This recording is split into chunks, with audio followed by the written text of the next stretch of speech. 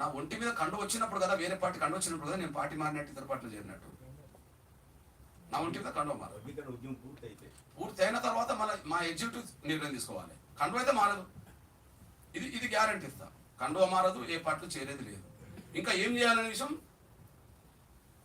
మా కార్యవర్గం ఉంటుంది, భవిష్యత్తు నిర్ణయాలు ఉంటాయి, ఇవన్నీ జరుగుతాయి. కానీ ఒక మాట మీద చెప్తా, భవిష్యత్తు నిర్ణయాలు ఎట్లుంటాయంటే అంబేద్కర్ కాలం నుంచి నేటి వరకు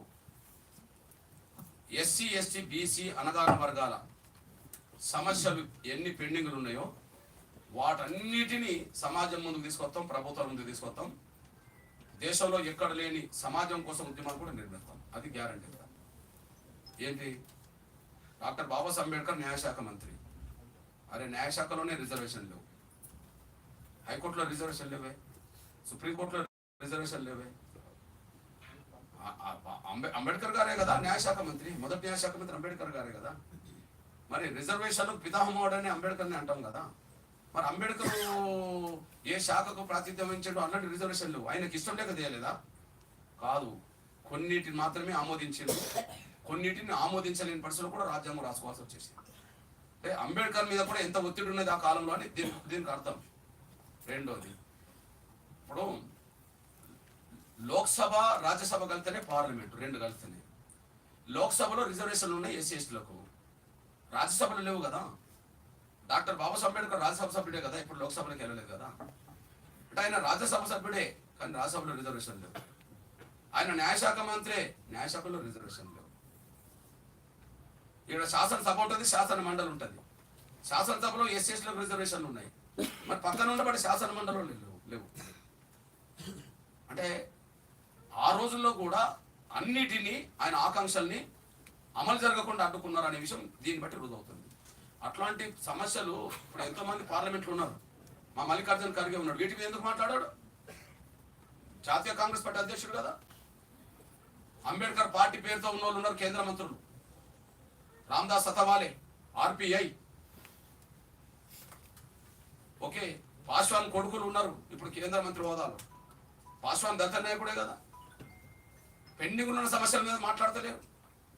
ఫర్ ఎగ్జాంపుల్, అంబేద్కర్ గారి కాలంలో ప్రభుత్వ రంగమే మొత్తం, మన కాలంకి వచ్చినప్పటికీ మొత్తం ప్రైవేట్ పరం అయిపోతుంది.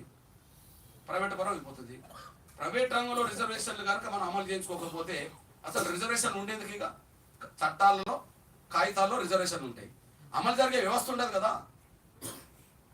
అమలు జరిగే వ్యవస్థ ఎక్కడెక్కడున్నది? ప్రైవేట్ రంగం రిజర్వేషన్లు కావాలని ఖర్గే గారు ఎందుకు మాట్లాడతలేడు? రాజ్యసభ ప్రతిపక్ష నాయకుడు కదా, ఆయనకు అడ్డేమున్నది?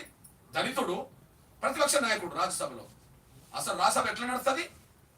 ఈయనకు ఇట్లాంటి విషయాల మీద అది ఉంటే భూములు జాతీయం చేయమన్నాడు. భూములు లేకనే కదా మేము బానిసత్వం ఉన్నది దళిత గిరిజన వర్గాలు. అంబేద్కర్ భూములను జాతీయం చేయమన్నాడు. అసలు భూముల మీద మాకు పట్టే లేదు కదా, మా చేజారిపోయినాయి కదా, భూములన్నీ ఉన్న భూములు చేజారిపోయినాయి కదా. రావాల్సినవి చాలా ఉన్నాయి. పేదరికాన్ని తొలగించుకోవాలి, వివక్షతను తొలగించుకోవాలి, ఏ రంగంలో మాకు అవకాశాలు లేవు ఆ రంగంలోకి వెళ్ళాలి. ఇవన్నీ ఉమ్మడి పార్టీల ద్వారా సాధ్యమవుతుంది. వీళ్ళు అడ్డుకోకపోతే వాటి మీద దృష్టి పెట్టేవాళ్ళం. మా జీవితాశం ప్రారంభం వర్గీకరణ, ఆ వర్గీకరణ అమలు జరిగిన తర్వాత ఇన్ని అంశాలు జోడించాలి. ఎగ్జాంపుల్, 97లోనే ఎస్సీ వర్గీకరణ అమలు జరిగిన రోజుల్లో నన్ను పత్రికా మిత్రులు అడిగారు, నేను నెక్స్ట్ కార్యక్రమం ఏందని చెప్పి. ప్రైవేట్ రంగం రిజర్వేషన్ నా నెక్స్ట్ కార్యక్రమం ఉన్నా, దాన్ని రద్దు చేసిండు. మళ్ళీ దీనికన్నా ఉన్నా. 2000 సంవత్సరంలో మళ్ళీ వర్గీకరణ రద్దు చేసిండు 2004లో. అంతకుముందు నేను ప్రైవేట్ రంగం రిజర్వేషన్ గురించే తిరుగుతున్నా, నేను మళ్ళీ దీని మీదనే ఉన్నా. అంటే వర్గీకరణకు అడ్డు తగలకపోతే ఉమ్మడి పోరాటాలు జరగడానికి అవకాశం ఉండేది, సమస్యలన్నీ పరిష్కారం కావడానికి అవకాశం ఉండేది. నేను అది చెప్తున్నా, నా ఒంటి మీద కండువ మారదు, నేను ఏ పార్టీలో చేరను. కానీ కొన్ని అంశాలు నా మనసులో బలంగా ఉన్నాయి, వాటిని ఎజెండా చేసుకొని భవిష్యత్తులో అన్ని పేద వర్గాలకు, ఎస్సీలకు, ఎస్టీలకు, బీసీలకు,